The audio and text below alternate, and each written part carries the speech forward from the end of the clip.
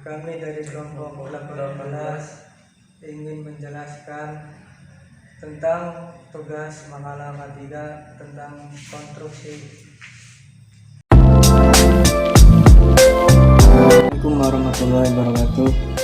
Saya Ahmad Aziz akan menjelaskan tentang pengertian ketiga konstruksi. Ketiga konstruksi adalah serangkaian aturan atau himbauan yang digunakan sebagai pemberitahuan kepada pekerja bahwa terdapat pelaksanaan terhadap kesehatan, keselamatan, dan keamanan selama bekerja. Menurut para ahli, istilah ini memiliki arti yang terbagi menjadi era keilmuan dan filosofis.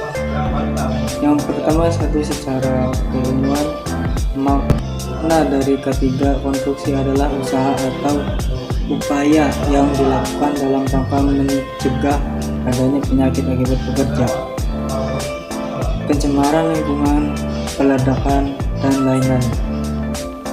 Yang ketiga, menurut filosofinya, ketiga ini menjadi penanda dari adanya pemikiran sebagai usaha menjamin keutuhan hingga kesempurnaan.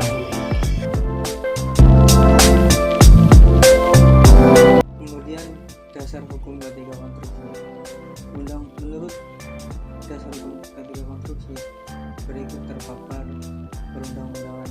Yang pertama, Undang-Undang Nomor 13 Tahun 2003 tentang Ketenagakerjaan. Sedangkan terus Undang-Undang Nomor 2 Tahun 2017 tentang Jasa Konstruksi. Yang kedua, Peraturan Pemerintah Nomor 29 Tahun 2000 tentang Penyelenggaraan Jasa Konstruksi. Yang ketiga, Peraturan Pemerintah Republik Indonesia Nomor 36 Tahun 2005 tentang Bangunan Gedung. Yang pertama, mencakup komitmen untuk mencegah kecelakaan kerja dan penyakit akibat kerja serta meningkatkan berkelanjutan SMK 3. Yang kedua, mencakup komitmen untuk mematuhi peraturan perundang-undangan dan persyaratan lain yang terkait dengan ketiga. Dan yang terakhir, sebagai kerangka untuk menyusun sasaran ketiga. Kebijakan harus dijelaskan dan disebarluaskan kepada seluruh pekerja, tamu, dan semua pihak yang terlibat dalam kegiatan konstruksi. Kebijakan ketiga harus ditinjau ulang secara berkala untuk menjamin bahwa kebijakan tersebut masih sesuai dengan perubahan yang terjadi. Terus yang selanjutnya, organisasi ketiga ini dibentuk dengan penanggung jawab ketiga membawahi bidang-bidang yang terintegrasi dengan struktur organisasi perusahaan. Yang selanjutnya, pengendalian operasional ketiga konstruksi. Yang pertama, menunjuk penanggung jawab kegiatan SMK K3 yang dituangkan dalam struktur organisasi K3 beserta uraian tugas. Yang kedua, upaya pengendalian berdasarkan lingkup pekerjaan, prediksi dan rencana penanganan kondisi keadaan darurat tempat kerja. Yang keempat, program-program detail pelatihan sesuai pengendalian risiko. Yang kelima, sistem pertolongan pertama pada kecelakaan. Dan yang keenam, penyesuaian kebutuhan tingkat pengendalian risiko K3. Kegiatan konstruksi di bidang pekerjaan umum. Yang pertama, kegiatan konstruksi adalah suatu kegiatan pembangun sarana dan prasarana yang diliputi pembangunan gedung atau yang disebut building construction, pembangunan prasarana sipil atau yang disebut civil engineer, dan instalasi mekanikal dan serta elektrikal. Walaupun kegiatan konstruksi dikenal sebagai suatu pekerjaan, namun ternyata konstruksi merupakan suatu kegiatan yang terdiri dari beberapa kegiatan pekerjaan lainnya dengan tujuan akhir satu unit bangunan. Yang kedua, kegiatan konstruksi dimulai dari perencanaan yang dilakukan oleh konsultan perencana atau yang disebut tim leader dan kemudian dilaksanakan oleh kontraktor konstruksi yang merupakan manajer proyek atau kepala proyek.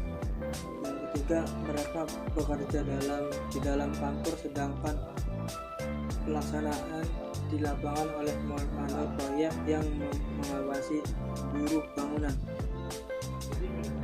tukang dan ahli lainnya untuk menyelesaikan fisik konstruksi, pembagian pekerjaan atau pemindahan pekerjaan tersebut dilakukan oleh pelaksana lapang dalam pelaksanaan bangunan. Juga diawasi oleh konstruksi pengawas atau yang dinamakan atau yang disebut supervisor engineer. Ya, gambar di gambar berikut menunjukkan gambar pembangunan gedung. Kita bisa melihat para pekerja yang di dalam lokasi itu. Jasa konstruksi. Jasa konstruksi adalah layanan jasa konsultasi perencanaan pekerjaan konstruksi, jasa pelaksanaan pekerjaan konstruksi, dan layanan jasa konsultasi pengawasan pekerjaan konstruksi. Pekerjaan konstruksi adalah seluruh pekerjaan yang mencangkup semua pelaksanaan konstruksi bangunan seperti arsitektural, sipil, mekanikal, elektrikal, dan tata lingkungan untuk mewujudkan suatu bangunan.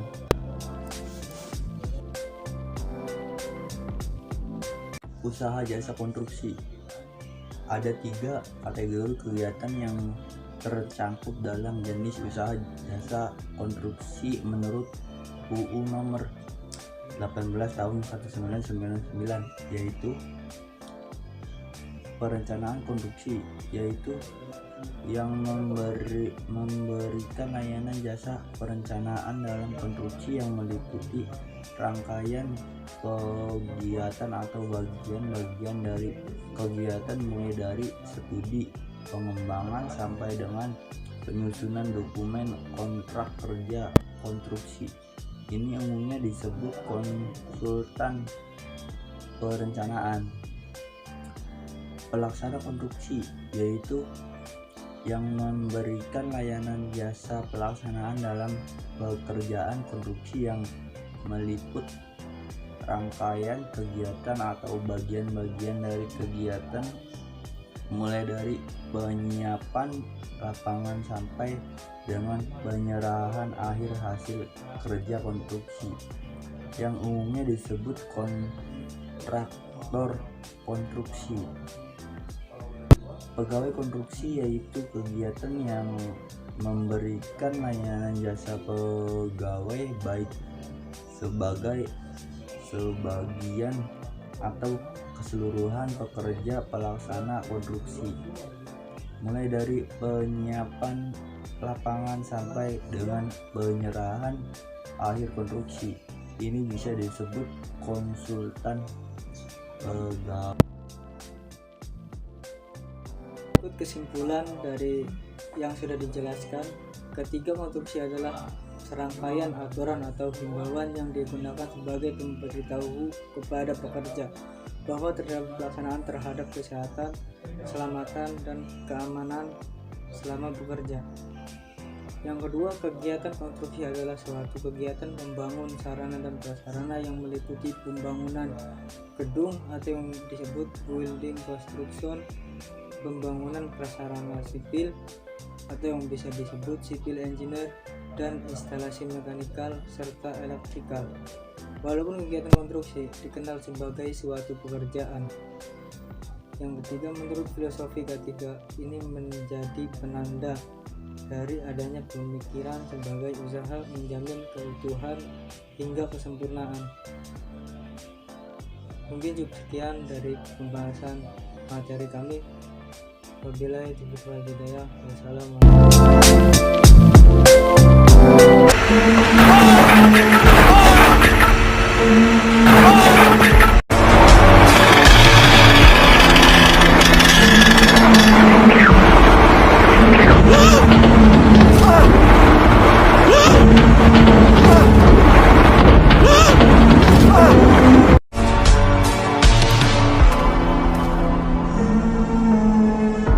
Hey!